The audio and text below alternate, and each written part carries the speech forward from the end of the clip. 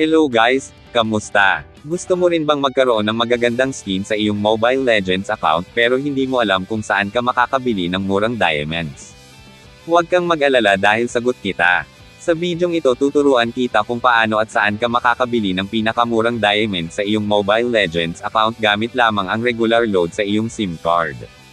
Pero bago ang lahat, kung bago ka pa lamang dito ay i-like mo ang bidyong ito para mas i-recommend pa ito ni YouTube sa iba pang mga viewers na hindi pa alam kung paano mag-recharge ng diamonds. Ngayon magsimula na tayo, bale ito pala ang aking Mobile Legends account. Tingnan nyo na mayroon akong 97 lamang na diamond sa aking account. Mahalagang malaman natin kung ilang diamonds ang mayroon ako ngayon bago mag-recharge, para malaman natin mamaya if dumagdag nga ba ang diamonds na binili ko, at mapatunayan na legit ang video tutorial ko. Ngayon, home mo lang ang phone mo. Tapos punta ka sa Google, Chrome or di kaya sa Safari kapag iPhone ang gamit mo. After mo i-click ang Google, search mo lang ang MobaPay. Tama, ang MobaPay ay ang pinakamurang shop ng diamonds. At kapag lumabas na ito ay pindutin ang MobaPay, at kusa ka na nitong dadalhin sa Diamond Store nila. At kapag ganito na ang lumabas, malamang andito na tayo sa site ng MobaPay. Dito di mo kailangang mag-login or mag-sign up kasi makakabili tayo ng diamonds kahit di tayo nakapag-login. Tapos dito, pindutin lang ang Mobile Legends.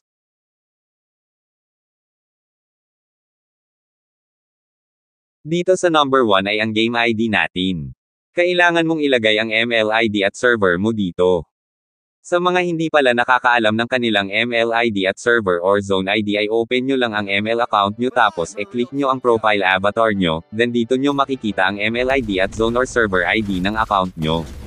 Ang mahabang mga numero ay ang ML ID mo at ang karugtong na number sa loob ng close at open parenthesis ay ang zone or server ID mo. Ngayon dahil alam mo na ang ML at server ID mo, ilagay mo na dito para makapagpatuloy, tandaan mo na ilagay mo ang ML ID at server mo, at huwag kopyahin ang akin. Kapag nailagay mo na ay proceed sa number 2. Dito sa number 2, select items. Pili ka ng halaga ng diamonds na bibilhin mo.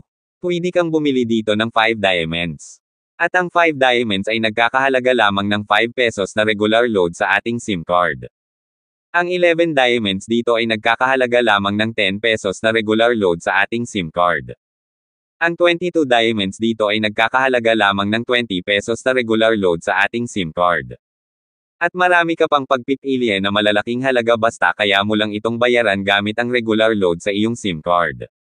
Dito nga ay 5 diamonds ang bibilhin ko. Tapos kapag nakapili ka na ng halaga ng diamonds na bibilhin mo, ay scroll up mo lang. Tapos dito sa number 4 ay ang payment method, ano ang gagamitin mong pambayad. Dito may mapipili ka tulad ng GCash, PayMaya, GrabPay at iba pa. At syempre, di mawawala ang Smart, Talk and Text at Sun na SIM card. At Talk and Text nga ang gagamitin kong pambayad sa pagbili ng diamonds. Tapos, siguraduhin yung may lamang regular load balance ang inyong SIM card na Talk and Text or Smart para makabili kayo ng diamonds. Sa mga nagtatanong kung bakit wala na ang TM at Globe na SIM card sa lahat ng store kasi ayaw na mag-collaborate ng Globe Telecom bilang payment method sa mga store, kaya no choice tayo kundi gumamit ng Smart, Dito, TNT at Sun na SIM card. At sa number 5 naman ay kailangan mong ilagay ang iyong email address kasi dyan mamaya isesend ang resibo mo sa pagbili ng diamonds. Tapos pag okay na, pindutin mo lang ang Submit Order Now. Kapag ganito na ang lumabas, review lang kung tama ba ang pangalan or IGN na lumalabas o di kaya'y tugma sa pangalan ng account mo sa ML. Kung okay na, pindutin lang ang Pay Now. Kapag ganito na, dito ilagay mo ang iyong SIM card phone number mo, huwag kang mag-alala, safe po ito. Kasi dyan isesend ang OTP at sa SIM card phone number mo mamaya ibabawas ang bayad sa pagbili ng diamonds.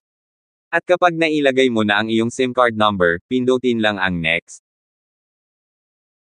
Pagkatapos nun, hintayin lang ang authentication code or OTP na i-text ng MoBay sa iyong messages, at kapag dumating na kunin ang codes or OTP at ilagay sa mga patlang.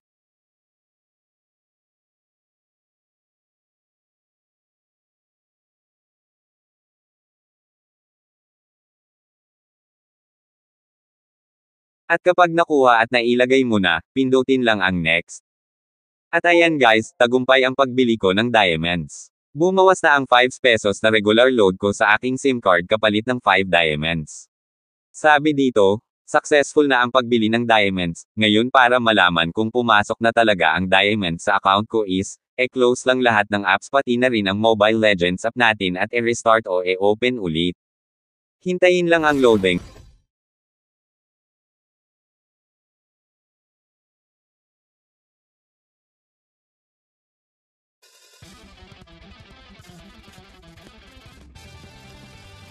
At ayan na nga guys, pumasok na ang 5 diamonds na binili ko.